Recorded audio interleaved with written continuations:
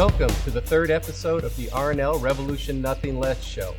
You can find our show on the new YouTube channel, the Revcoms, and we produce the show in association with Revcom.us, a website. My name is Andy Z, and I'm the host of the show. And we're filming again this week as we continue and are trying to be even more rigorous in carrying forward safe practices. We're using hand sanitizer, we're wearing masks when we're not speaking on camera, we're washing our hands frequently, and we're taking care not to be out in public, except when necessary to carry out our responsibilities to the revolution. Our objective with the Revolution Nothing Less show is to contribute to the emancipation of humanity. This is where we, the RNL show, are coming from.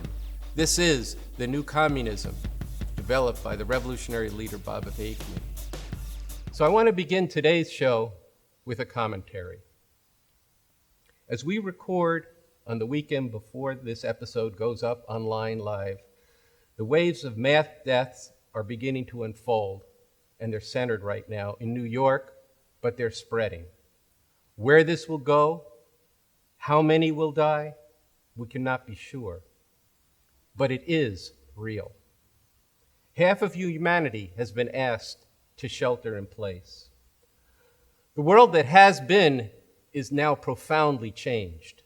The capitalist imperialist system, with its expand or die, dog-eat-dog, relentless competition to exploit people ever more ruthlessly, stands in sharp contradiction to the needs of humanity. And this, while we are being led by an anti-science fascist cabal who literally have choked off the very breath of thousands, if not millions of people worldwide because of the criminal nature of what they have said and done and what they have not said and done. The contradiction between the desire of people to live and cooperate, so essential to survive a global pandemic, stands in stark opposition to the normal functioning of this heartless and murderous system. So in this, the third episode of the RNL show, the Revolution Nothing Less show, we're going to get into this in a few dimensions. First, as we are beginning to see the disproportionate impact of COVID-19 virus on those incarcerated, those who are disproportionately Black and brown people, but not only, our first segment will be a discussion between my co-host Sunsara Taylor and a member of the Chicago Revolution Club who has lived the dark side of the hellholes of America. And in our second segment, we're going to get into why, to bring about a world where people could work in common for the common good, we need a scientific approach to reality, to society, and to make a revolution.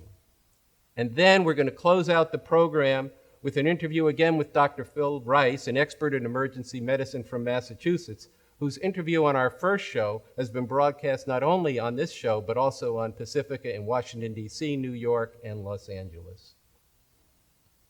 But before getting into these three segments of this week's program, I want to bring to you and speak with you about something that touched my heart this week and made me reflect on why we are doing what we are doing with this show. Lean on me. That was Bill Withers, the R&B singer and songwriter, singing his great song, Lean on Me, who died last week at the age of 81. In a later verse in Lean on Me, he sings, "If there is a load you have to bear, that you can't carry, I'm right up the road, and I'll share your load." This is what so many try to be and to do, especially so in a moment like this, but which is so difficult and is most often thwarted by the normal workings of this system. We at the RNL show strive to bring you into a whole other way humanity could be through an actual revolution for a world as envisioned in the Constitution for a new socialist republic. Withers himself had his art and his creativity stifled and indeed shat upon by the record business, who tried to mold him into someone he was not. When he at last got recognition from the Grammys in 2015, he called the people who manage artists and who are known in that business as A&R people, that officially stands for A for the artists and R for repertoire, which is what these people think their artists should and even must sing. Withers said in his acceptance speech that in reality, A&R means antagonistic and redundant. And you can watch this on YouTube with, as he put it, a legend and a wonder, John Legend and Stevie Wonder. There are countless stories today of health and medical professionals, providers, families, friends, neighbors, and people just trying to help in the face of a new virus that has become a worldwide pandemic. People whose generosity, their helping spirit, their knowledge and creativity, and their struggle to pierce through the mind-boggling, outrageous obstacles that the normal workings of this system and its government place in the way of the people's best and selfless efforts. Even as we recognize that the government's instructions and orders to shelter in place and to close all non-essential business are necessary and life-saving and have in actuality been consistently undermined by the Trump-Pence regime. At the RNL Revolution Nothing Less show, we will struggle with you over how to know and to change the world. Why it is that a scientific, a reality-based way of thinking and knowing, why a scientific approach to nature and society, why a scientific approach to revolution is essential to emancipate humanity. This scientific approach deepens our sense of morality and our appreciation of nature and of the beauty of art.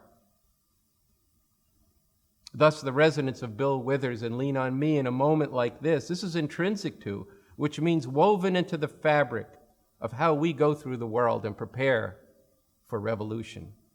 Bob Avakian wrote, and he lives, that quote, "If you don't have a poetic spirit, or at least a poetic side, it is very dangerous for you to lead a Marxist movement or to be the leader of a socialist state."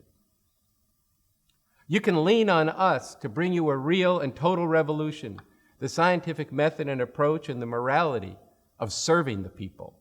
And we will lean on you to become a part of this and to make this real. And one last point on the late Bill Withers. On his website, he is quoted as saying, "I write and sing about whatever I am able to understand and feel. I feel that it is healthier to look out at the world through a window than through a mirror. Otherwise, all you see is yourself and whatever is behind you." In this era of obsession with the selfie, of preoccupation with me and mine, at a time when people are all too often canceled by an internet and in real life mob for something they may or may not even have said or done years or even decades ago, and not by the arc of their lives, here at the Revolution Nothing Less show, while learning from history, we look out the window at the whole world and work for a future fit for humanity. And with that, and as we begin episode 3 with a segment on prisoners facing the coronavirus, let's keep that view of the transformed revolutionary potential of those caged by this system, and indeed that all people have to become emancipators of humanity.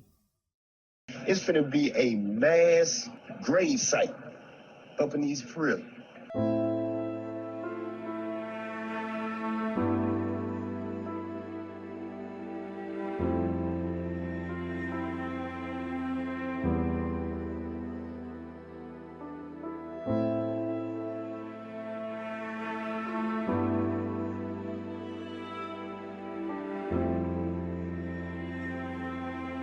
We need help.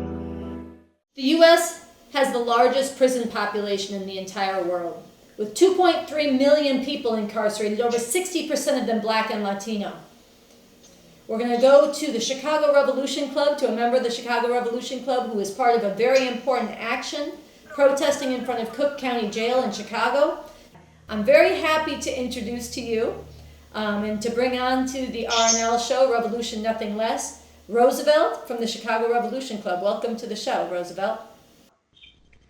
Thank you. Thank you so much.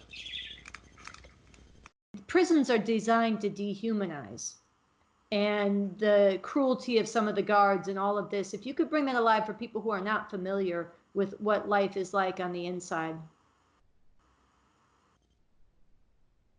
Out of the 25 years I did in prison, 7 of those years was spent in Supermax prison. Tams closed Supermax. But when I went to Tams, that was like going from the frying pan into the fire. It was a purgatory of sorts. The main doctor was a horse doctor, and this is no joke. you had a lot of guys who were there who were being beaten, who were being tortured physically, mentally, and verbally. I mean, it was so much done to some of the prisoners and hostages that was in Tams that we had to do a hunger strike. And because of these conditions, we were locked up 23 to 24 hours a day, each and every day. You know, we didn't have hygiene, equipment. So the some of the guards was spit in our food, spit tobacco in our food.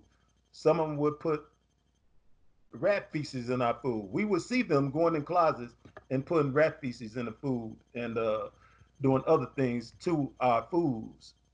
There was no no human contact, no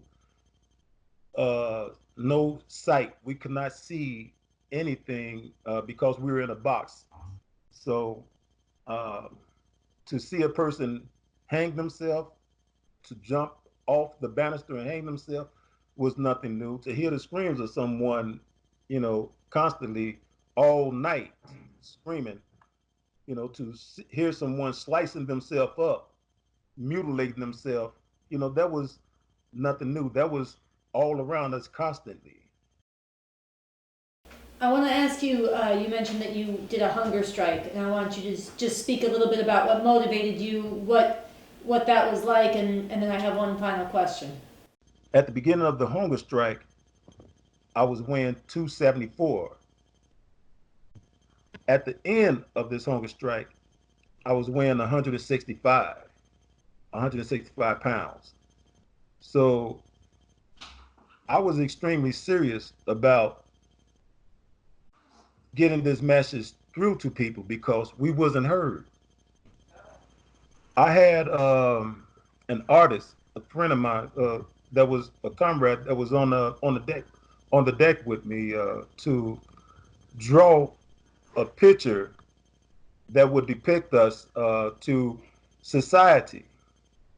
So the picture was of this man with iron slats over his ears, over his eyes, and his mouth sewn shut.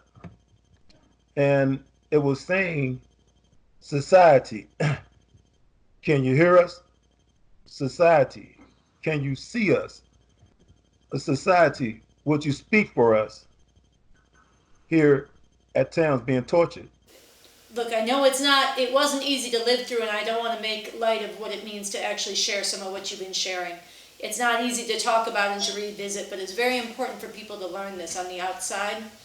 The last thing you began to mention is the difference it made to you on the inside to know that people on the outside were standing up and protesting and against the conditions you were facing. And I wonder if you could talk just a little bit more about what did it mean to you at that time, and what difference do you think it will make now? When we began to do this in Towns and so many people began to come out and stand up for us, it made a lot of people, you know, it took a lot of people, a lot of us to a different place because somebody actually, heard us, that someone would actually drive 8 hours or 9 hours or sometimes 18 hours to come and protest on our behalf. It meant a lot, and it blew a lot of us. I mean, it blew a lot of our mind that this person actually did, see us as being human beings. And when you acknowledge someone as being human, that person, it lifts that person up. It was a tremendous thing, just like the people uh, that's in Cook County right now, that's in not just Cook County, but all of the prisons around America. We need to garnish that. We need to, to get that same fire, that same, that same type of movement to come out and speak for the guys that's in prison now.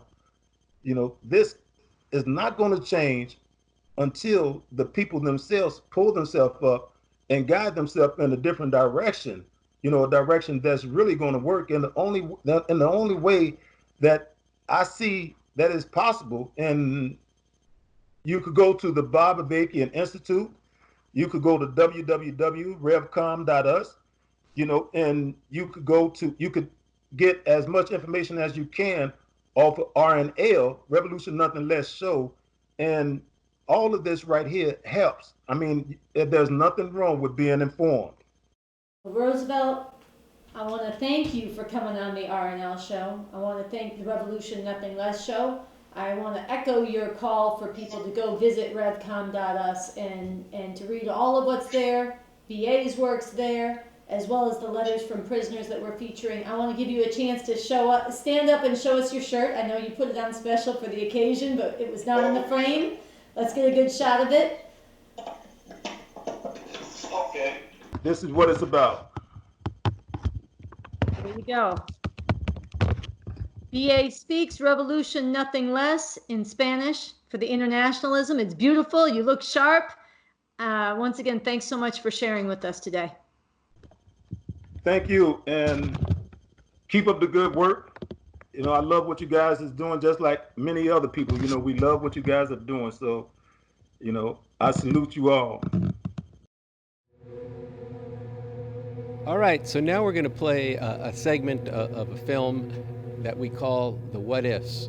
It's going to raise our sights to what really could be.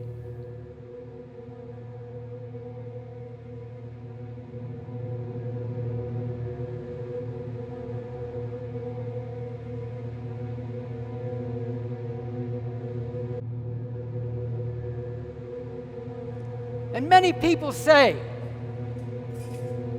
we need religion to be able to endure, to survive, to keep from going crazy, to continue to struggle on, even to have some moments of joy and glimmers of hope in a world full of so much cruelty and brutality, heartbreak and heartlessness.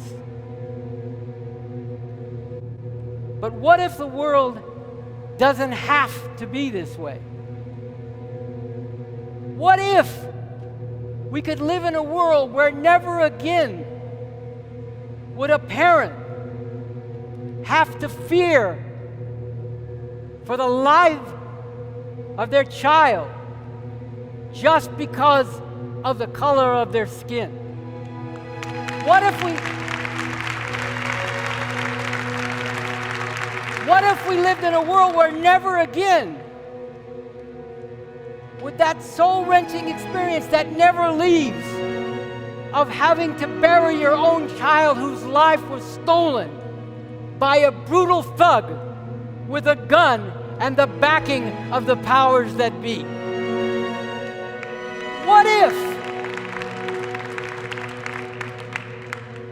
What if being black no longer meant living in a white supremacist society that continually assaults you in your very being and very sense of worth, constantly subjects you to terror, openly or in more subtle ways, and forces you to face the constant danger that you or your children will have your life snuffed out at any moment for doing nothing but being?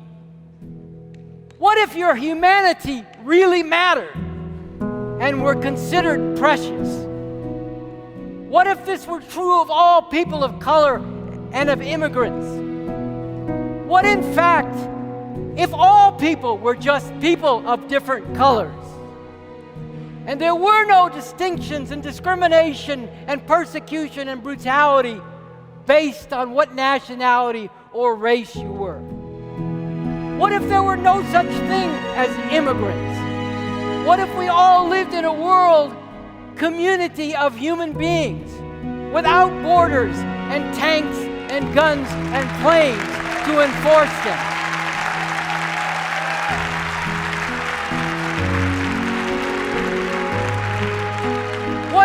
women could walk down the street and look every man they encounter straight in the eye and fear nothing and not be made to feel.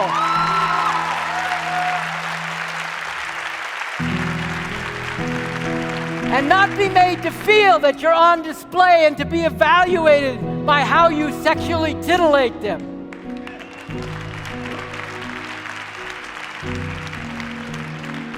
What if no more women were ever again battered, raped, assaulted, denied the right to control their own bodies?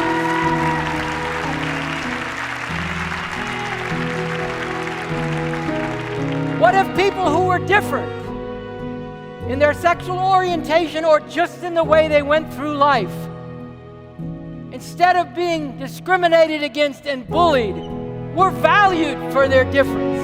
If that were seen as part of the great diversity of humanity? What if there were no more one part of society exploiting the others, and those exploited had no choice but to enrich them in order to be able to live themselves, working their whole life away under conditions of this ruthless exploitation?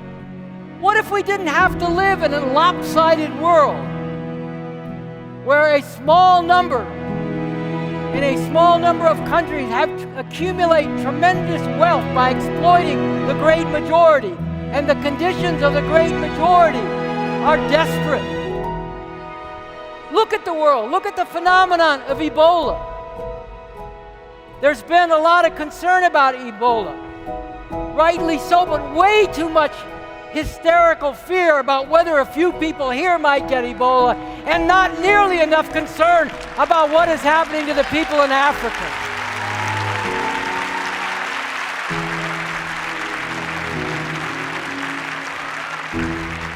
What if there were no more wars for domination and plunder? What if there were whole different relations among people, valuing each other's humanity? What if there were different relation to the environment, protecting it and providing for future generations instead of despoiling and ruining it? What if we could have a whole different outlook on life and on the future instead of one of dread and one of desperately striving just to make it? Now, to paraphrase John Lennon's song, Imagine, you may say I'm a dreamer, but this is not just a dream. It is something for which there is a definite basis in reality, and it is up to us, together with people throughout the world, to make it a reality.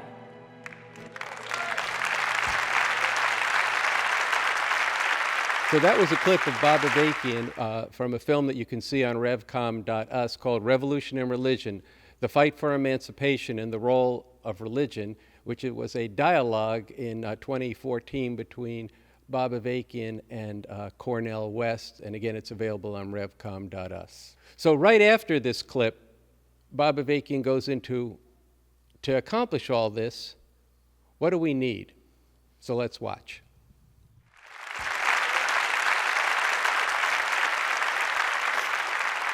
But to make this a reality, we need to understand things as they actually are and as they actually could be. We need a scientific method and approach to life and to our struggle. Now, let's stop right there. Oh, science. Either that's something mysterious that only a few weird people can possibly understand, or it's something frightening that we got to keep away from. Science, when it's done the way it's supposed to be, simply means learning about reality and changing it by investigating it, accumulating evidence by interacting with reality, identifying the patterns in reality, and then moving to change it on that basis. That's all science is, not something more mysterious or frightening. This is the way humanity has learned. This is the way, for example, we've been able to identify and develop cures for many diseases. So I'm here with three members of the Revolution Tour, members of the Revolution Club. Luan, who has been on the previous two episodes, Atlas, and next to me is Chantel. So let's get into this.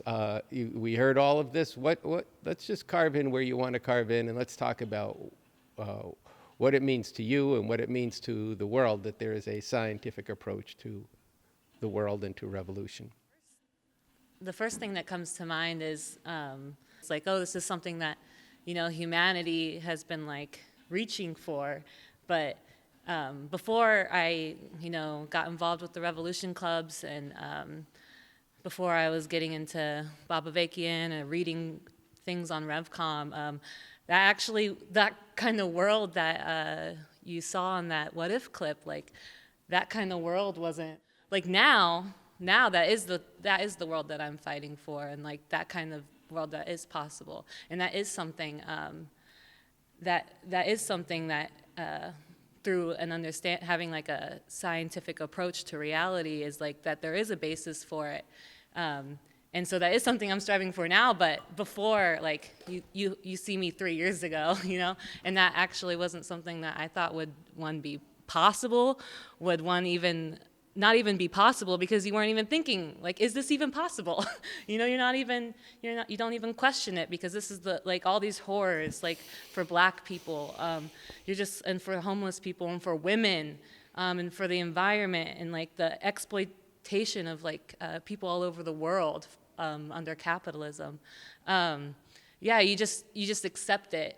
Going into that second, what BA talks about, the role that science has in going to, I don't know, even just going to do work to change that, because this type of world is possible. I like how he says it. You may say I'm a dreamer, but this is something that's based in reality, and that's something that is achievable.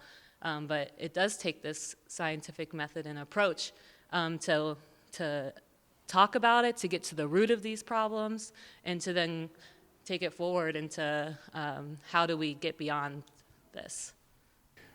All right, so just let's picking up on what Chantel said about how prior to running across the revolution, the idea that the world could be so radically different never crossed your mind. And,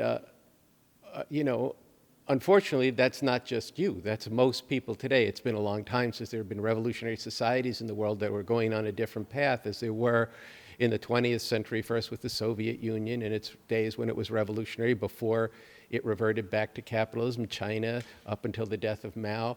And now we've gone way beyond that with the new communism, which is a breakthrough on that same path of putting communism on a more scientific foundation. But what I wanted to go back to when you were saying, boy, I never imagined those kinds of things, overcoming the oppression of women, the LGBTQ people, all of this. I think we should talk about what would it take to overcome all those different forms of oppression.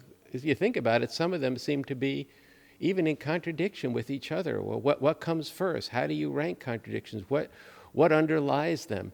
So why does he, put it this way, why does he raise people's excitement and here's what could be, and you felt it in the audience as you were talking about, but then says, this is not just a dream, as you pointed out, but to get there, you need a scientific approach. Why? He lays out in that first part very powerfully, what if the world wasn't this way? But the thing about science and why we need science has to do with answering the question of why does this happen and why does it keep happening? Why is it that when we try to fight back against these things continue to go on? Police brutality, there's a lot of images that are horrifying in there.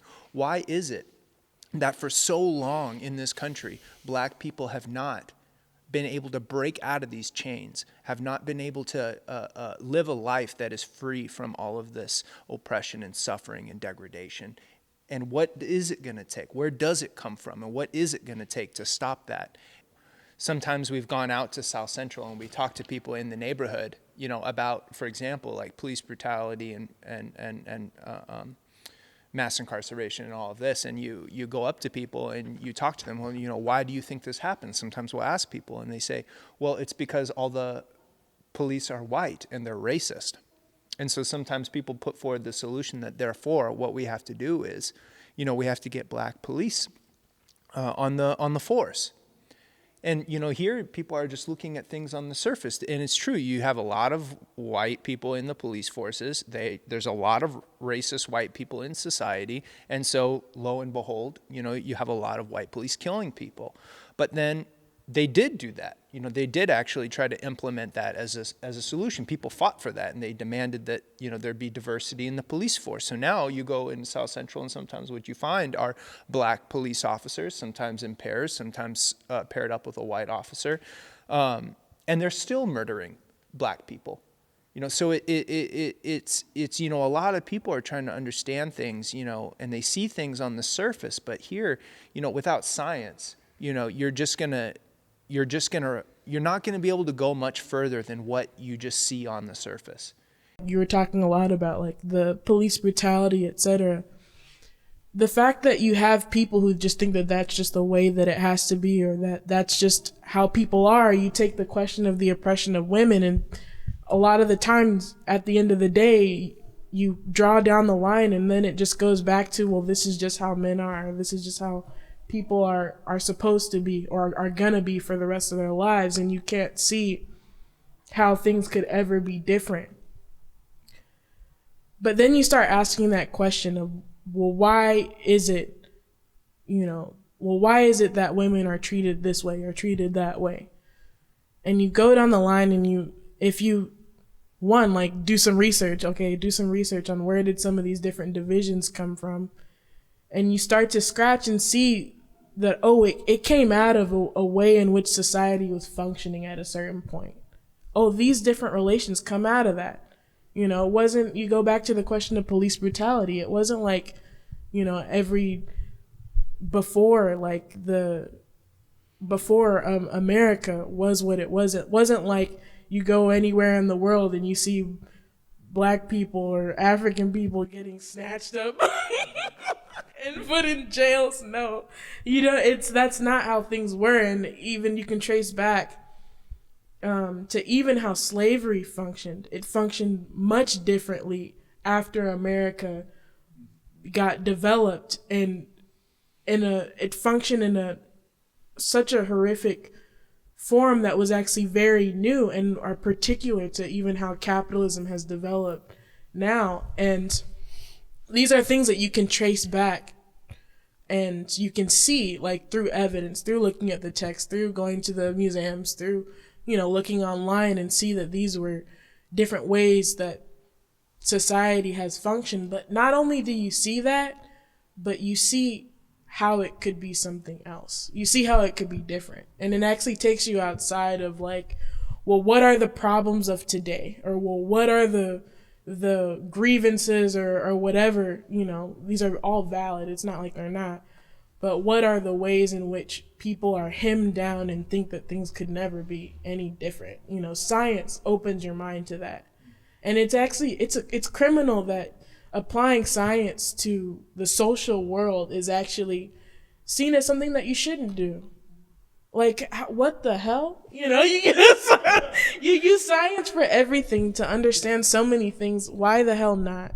Should it not be applied to the social realm? I do want to say, in this question of applying science, that I think it's really helpful how he speaks to it in the second clip, like right after he says all the what ifs, because it's so true. Like, you hear science, and off the top of your head, there is a lot of, like, mystery to it.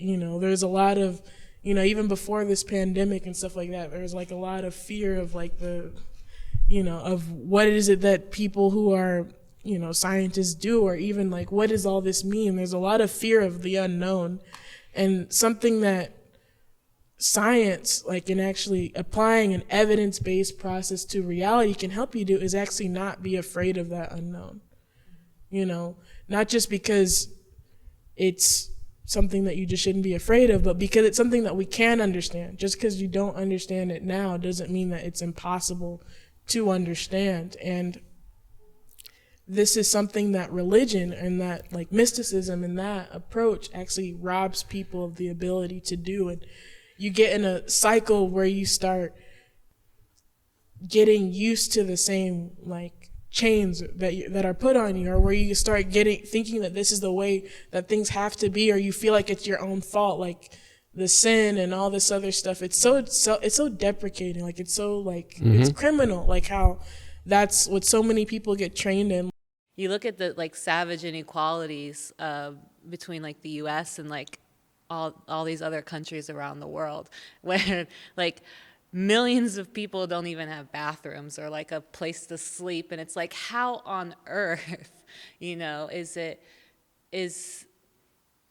that the world we live in right now with such inequality, when that's just the clearest one to me is that it's the workings of the system that keeps it that way, that makes it that way. It's like during the coronavirus, it's like, oh, Americans need to get their checks, but then at the exact same time, the U.S. is putting all these disgusting, dangerous sanctions on Iran and not giving a shit about the people in Iran or anywhere else in the world for that matter. It's like, how are we going to get our masks? How are we going to get our ventilators, our hand sanitizer?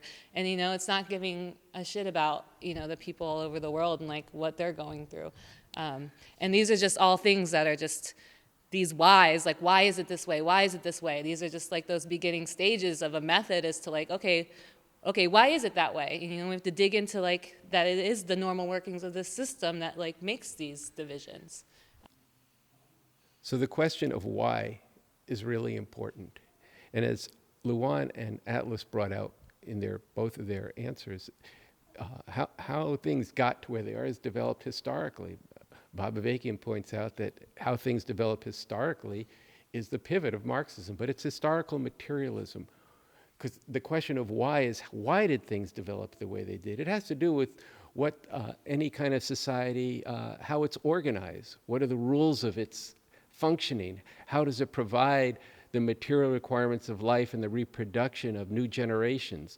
And humanity's gone through many different phases over the thousands of years that humans have been around. And with this new communism is a way for people to get more deeply in it and into that why. And I want to invite people to really get into this work. But back to the question of why, Avakian makes the point at the beginning of a chapter of basics, understanding the world, that oppressed people who are unable or unwilling to confront reality as it actually is are condemned to remain enslaved and oppressed. So what we've been talking about is that to understand the world, you have to start with reality as it actually is. Communism as a science is reality-based. We start with the evidence. What is the actual experience of people? And then we go out into the world and we probe that reality by putting out our understanding of that, and then we learn more about it. And ultimately, the verification of what we are trying to do in changing the world is also going to be found in objective reality in our practice itself. So this is an invitation for people to get more deeply into the science of communism, the science of revolution, which Bob Avakian has developed qualitatively. The one last thing I'd like to do is up on the website revcom.us, there are two important pieces by Bob Avakian. They actually have the same title: Conspiracy Theories, Fascist Certitude, Liberal Paralysis, and a Scientific Approach to Changing the World. And there's a long and a short version of this piece on the website. I'm just going to read you the first sentence, because earlier I think a couple people mentioned that the necessity for science is really underscored right now in the face of this coronavirus, COVID-19. BA begins this piece by saying the coronavirus has brought home very sharply the importance of science, the scientific method and approach to understanding and changing the world. But there is a big problem in how people have been trained and conditioned to think or not think. So that's what I would really commend to you to get into this, because, in speaking of the fascists in this society, he says, in terms of the major trends in society today, and not just the fascists, but actually the liberals as well, those who have the most certitude are those most out of touch with reality. So this is something that you can find in this these two new pieces up on revcom.us, so I really commend that you get into them, and then we'll be discussing them more in subsequent episodes of the RNL show. But leave you with this: The truth is objective, which means whether something is true or not depends on whether it corresponds to actual reality. And that's a very key piece of understanding the world in order to change it. So with that, we're going to move on to our next section, which is going to be an interview with Dr. Phil Rice, where we're going to get very reality-based on what is an extremely serious situation in this country and the world as a whole, the nature of the coronavirus and what it is that needs to be done to discover its causes and its cure, and what we have to do to prevent this pandemic from becoming a major crisis, including a societal crisis, which is interacting with it. So stay tuned.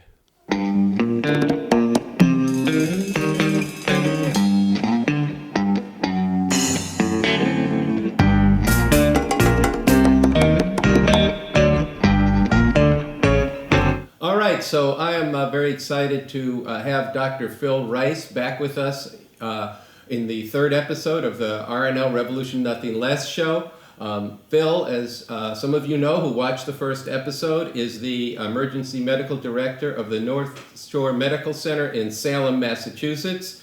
And so we are talking across a couple of time zones, but we're going to have a good conversation. But first, let's start. You told everybody last time that you were sick and we could, with the COVID virus. So how are you feeling now?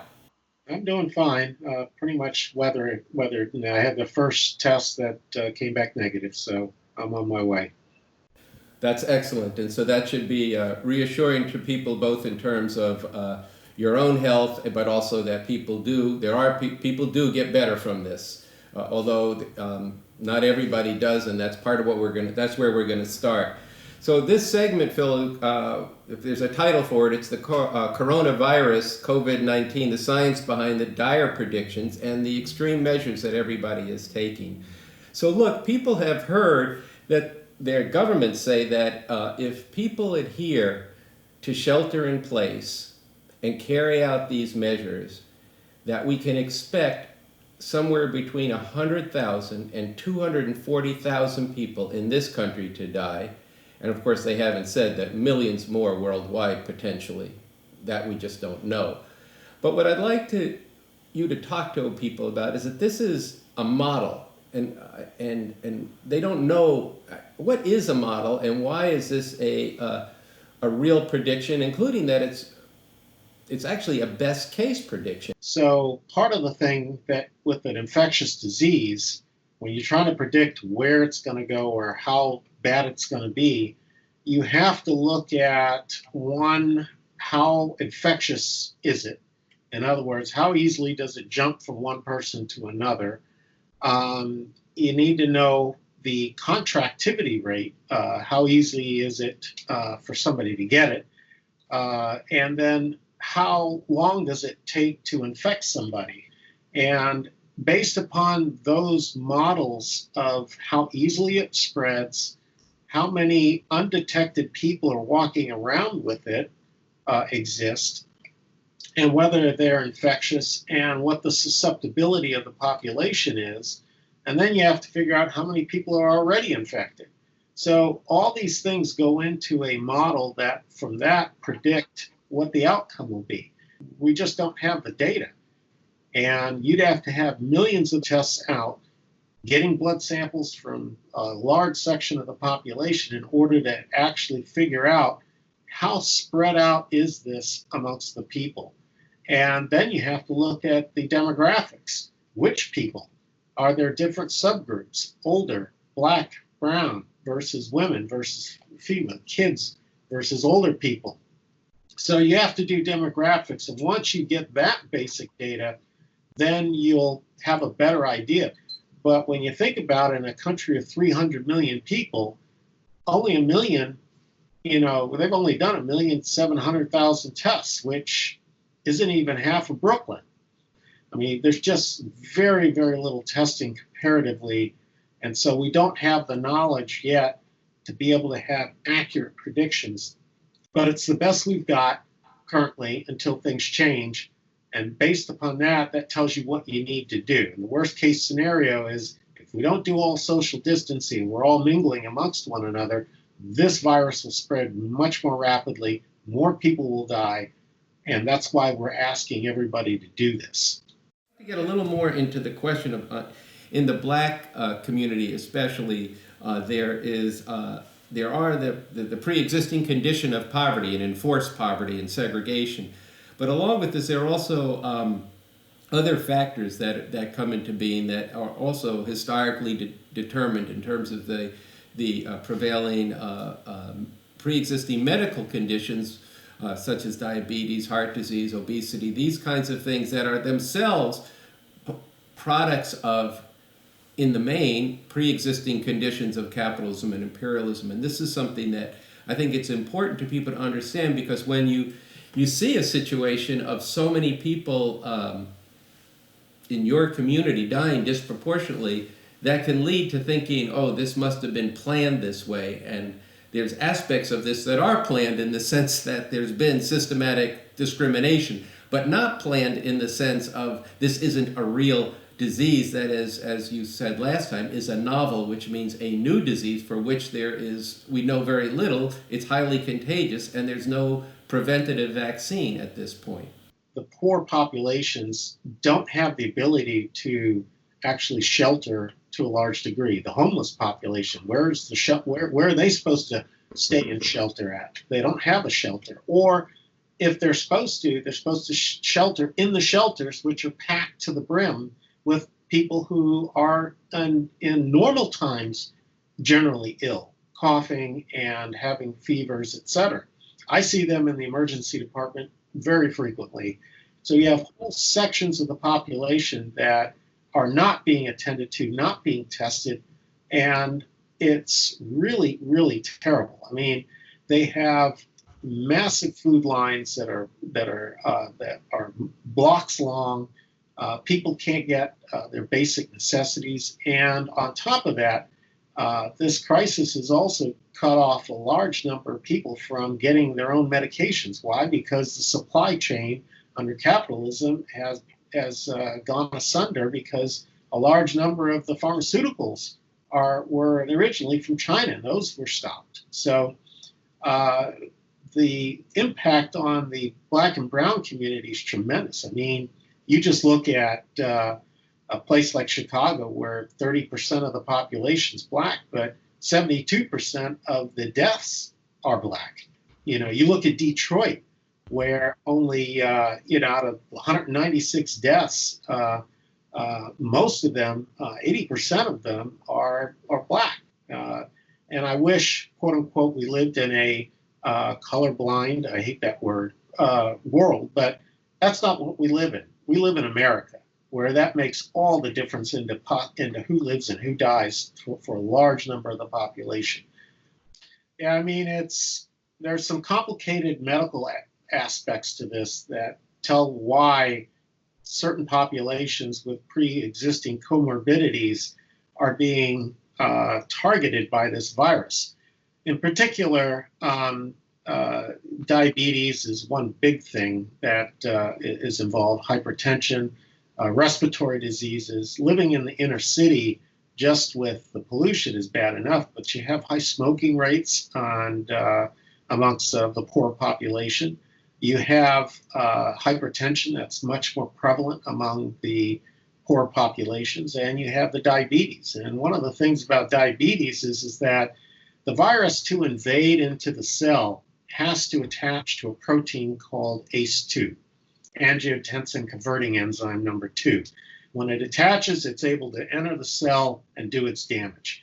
So one of the things is that that ACE2 inhibitor, that ACE2 protein, also is floating around in your bloodstream, and it can soak up some of the virus. Well, diabetics and some of the folks with hypertension actually have less of this protein. And as you grow older, you produce less of this protein. And therefore, there's less to soak it up and more of that virus available to invade. So when you have those pre-existing comorbid conditions, it's a classic health disparity. It's not just that poverty, and this is what really bugs me, is that when people say poverty is a diminution in your ability to enjoy life. Well, yes, it is, but it's also a thing of life and death. It's not just the quality of life; it's actually who lives and who dies. So, Phil, I wanted to ask you about what Trump has been saying about this miracle drug that we should just give to people, and he's contradicting the science about this. I wonder if you could talk some about this, because people are desperate and frightened and are susceptible to all kinds of snake oil type solutions, and whether or not this is snake oil or not, it has not yet been tested. So if you could explain this to our audience, I think that would be very helpful and illuminating to lots of people. Hydroxychloroquine, amongst several different medications, could possibly be effective. The data is still waiting to be collected. We don't know whether it actually is or isn't, and in what populations is it effective. But the other thing is that it's also in certain populations, it's toxic to the heart. You get dysrhythmias with it, and a small section of the people, about 8 to 10%, can't take it because of that. They cannot take hydroxychloroquine because they'll get life-threatening dysrhythmias, and that is what'll kill them, not what the disease is. But people are hoarding it because they think here's a solution to a very scary disease, and unfortunately, you have to kind of wait till some of the data is out. And what they do have is some evidence, and it's evidence based upon the original SARS-1 virus back in 2002, 2003. That's where this comes from. And the cell lines show that when you give it to a cell, the virus cannot attach very well to the cells. And it's that basis that they decided that let's see if this is actually helpful. There are other lines of attack to try and deal with it, but you have a non-scientist promoting a drug in a ridiculous fashion, trying to tell people that this is a miracle cure when it clearly there's not a scientific basis for that. And, that's part of teaching people the scientific method. That's so important if they're to grasp and change, the course of this disease, as well as change the world in a larger sense. You have to have that methodology that evaluates the world as it is and reality. You can't sit there and just go based upon, so-and-so says something and assume that that's the way I'm going to believe this because of who says it. Truth is not based, as Bob Avakian once wrote recently, it's not a popularity contest. Well, I think it's important that you brought that out, Phil, and we do want to direct, we had a previous segment on the show that referenced this new article by Bob Avakian, Conspiracy Theories, Fascist Certitude, and Liberal Paralysis, or a Scientific Approach to Changing the World. And on the website, revcom.us, there's two versions of this article, a longer, more in-depth a discussion of this, and a short, to-the-point article, the simple and basic truth of this. So this is important. I'm glad you raised that. So look, Phil, I really want to thank you for this interview. We're going to have you back again. This is going to be, I think this coronavirus is going to be with us for some time, and there's going to be a need to consistently and constantly be updating the scientific knowledge of this and the impact on the health of the people. And so you are a tremendous resource for the people and for the Revolution Nothing Less show. So just continue to get better, and I know you'll be back at work and then even harder to get hold of, but we'll give it a try. Well, thank you for having me. Appreciate it. This is very helpful for me too. Okay. I'm so glad that we brought Dr. Phil Rice back on the show to update us on COVID, the way it's impacting in the development of the disease. There's so much people don't know. And I think if we look at this episode as a whole, I'm very proud of episode 3. We did a lot. We got into the prisons. We looked at the conditions there. We looked at the way COVID is impacting inside, behind the bars. We stepped back to what the world could be, looked at what BA, the vision he's brought forward, but also the method he's fighting for. What is science? and how important this is. And really, I hope we whetted your appetite. Obviously, we didn't exhaust it, but I hope that this and the update that we ended with on COVID will drive everybody into the themes and the content that we dug into here more fully going forward. Go to the website, revcom.us, look at the articles that we talked about, look at what else is there, and write to us with your thoughts on what you learned from this show, what questions it sparked in your own mind, what ideas you have for how we carry forward this revolution in the world, the role you can play, or ideas and topics you'd like to see us cover going forward. You can comment in the sections below, or you can write to us at therevcoms@gmail.com. That's therevcoms@gmail.com, and I'd like to hand it over to Luan with any other parting words. So I really agree with a lot of what Sunsara was bringing out, and I just wanted to kind of put back to people, look, this is a part of how we're making revolution in this day and age, and this has to grow. So I want to call on you to actually become a subscriber today, and if you're already a subscriber, become a Patreon. Support this show so that we can actually scale up. Like, there's a lot of different things we've been working on changing. The editing's changed a lot since the first episode, and we want to commend, the people who've been working behind the scenes, but also you who've been throwing in. And this is something that we really want to expand outwards. You think about it. We're doing this in the time of a pandemic, and just what we've done already is really tremendous. I just want to say, not to toot our own horn or something, but to really draw out science and revolution in this day and age. It's really needed, and this has got to grow, and you got to be a part of it. So join us along the way. Join us, but actually become a part of this movement for revolution, and step forward. And thank you for watching. And let me just say, the Patreon, how you become a Patreon supporter of the show is you go to patreon.com/therevcoms and give at the highest level you can. If you can give $25 a month, it makes a huge difference to us to be able to put out this show. If what you can do is $50 a month, you're a VIP Patreon, it means a great deal. If what you can do is $3 a month, that also makes a big difference. We need thousands of Patreon supporters to fund this show. And when you do, you're joining a community of people who are putting this show out. I know that times are tight. A lot of people have been affected by COVID. So if you have the ability, this show is more important than ever. If you have the ability, we're asking you, we're calling on you to become a Patreon supporter and to ask your friends to do the same, to share this show with them, to get this out. People need to see this message in this show, and we are counting on you to be part of making that happen. Okay, I really agree with what both of you said and the importance of people supporting this show. Luan said that we're bringing science and revolution to the people. And that's true, and it's so important right now at a time of pandemic. Tens of thousands of people need to see this show. In the first 2 weeks, we've had over a couple of thousand views on the initial shows. We need to see many, many more people watching this because people need this. This is the medicine for what afflicts society.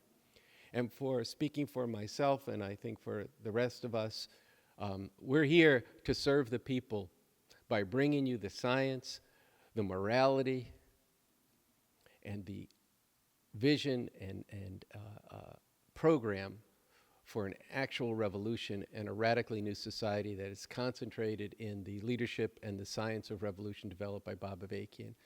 This matters, and like Sunsara said, write us, tell us what you agree with, what you don't agree with, what your questions are, but spread this. Let's have a big societal debate between revolution and reform. And this show can be one vehicle for that. And go to revcom.us to find out about this science of revolution and the strategy for revolution and the movement for revolution. So with that, this closes episode 3. Get ready for episode 4, and we're on the road.